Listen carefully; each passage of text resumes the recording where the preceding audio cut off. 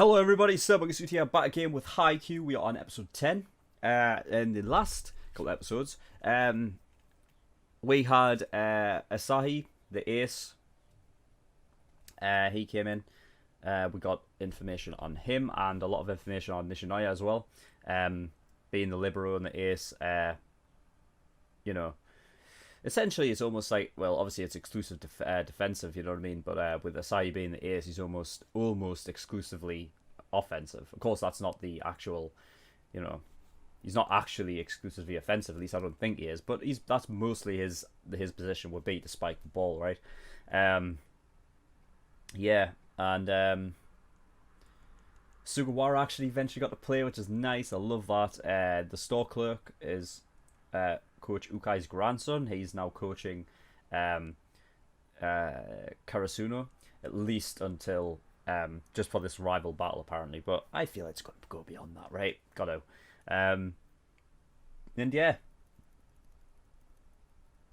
and that's all we really need to say. Yeah, Asahi actually, you know, he overcome his whole thing about being disheartened because he thought that, you know what I mean, he was letting the side down by not being able to spike the ball a lot, but he seems to have gotten over that now, and he's got a fucking powerful serve at that as well.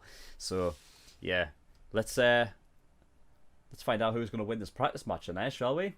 Okay, let's go.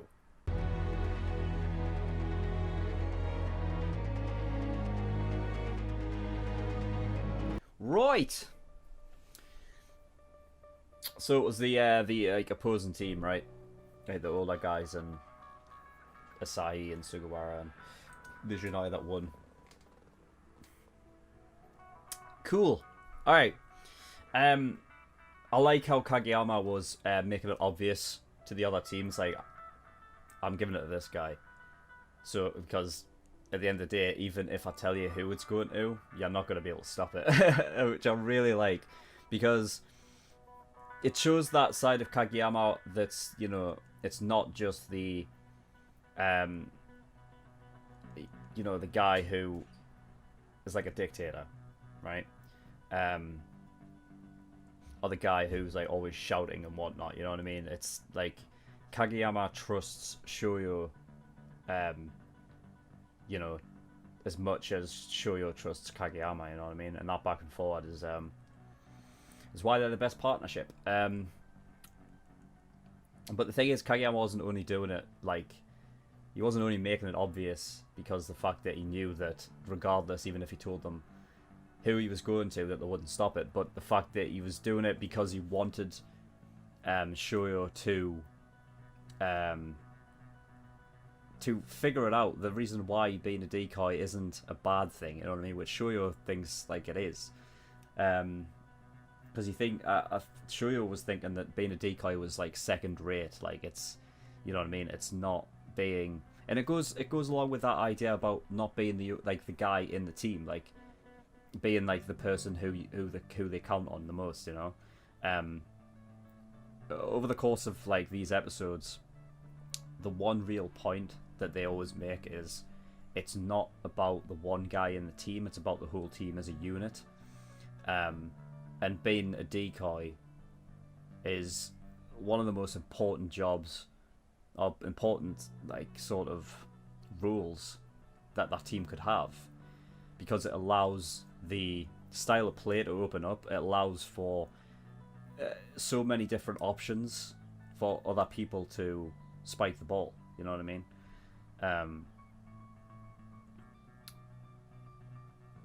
You know, but it, regardless if Shoyo is a decoy or not, Kageyama sees Shoyo as his, like, almost like that guy is Kageyama's ace, right? Like, Shoyo is Kageyama's ace. He's the guy who he knows can make a complete difference in that whole team, you know? And I like how Kageyama, like, did that for him, because it shows that Kageyama actually cares for Shoyo, which is good. You know, he made it apparent to Shoyo during that moment. This is the reason why being a decoy isn't a bad thing. You know what I mean? And I think this goes along with, in the last, I think it was the last episode where I kind of pointed out that I like how everyone thinks their position's the coolest.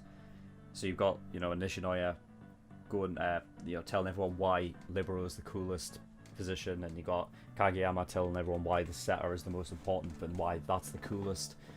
And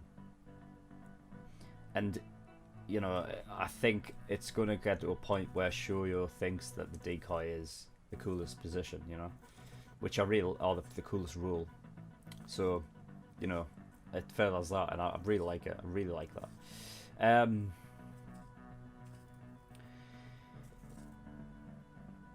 So, Ukai, the guy, he was talking to the advisor, right? And he asked, have these kids known each other for a long time, like since elementary school, or were they in junior high together? And obviously we know that they weren't. And Ukai said something. He said, he said, how cruel. I don't know what he's getting at there. I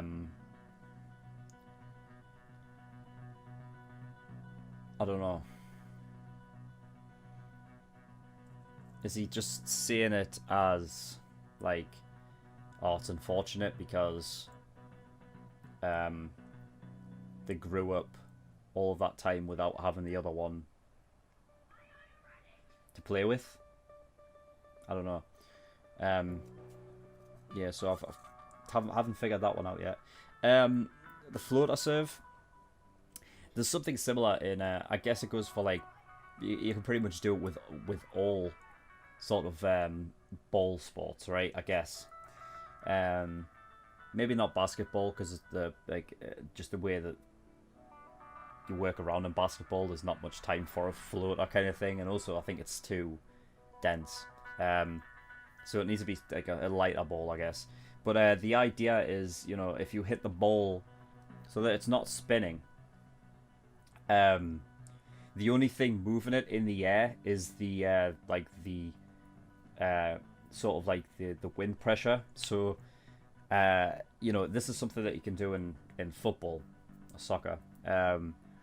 If you hit the ball a certain way so that it doesn't spin, you can kind of like get a sort of like a serpentine effect. Not really a serpentine effect, but like it moves in the air, you know what I mean, and causes people to go off guard. Like there's a lot of, you know, there's been a lot of goals scored that people do that on purpose. It's pretty cool.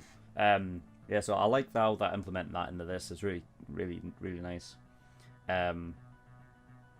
So yeah, yeah, and Shoyo accepts being a decoy.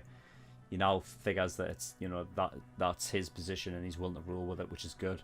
And yeah, I mean, everyone that we've seen now in that volleyball club seems to have their position locked down. The only people who I don't think do is Yamaguchi and Sugawara, which kind of sucks. I guess being the setter, you know what I mean? Yeah, like, unless Kageyama gets injured or refuses to play, like, is Sugawara ever really going to get into that team?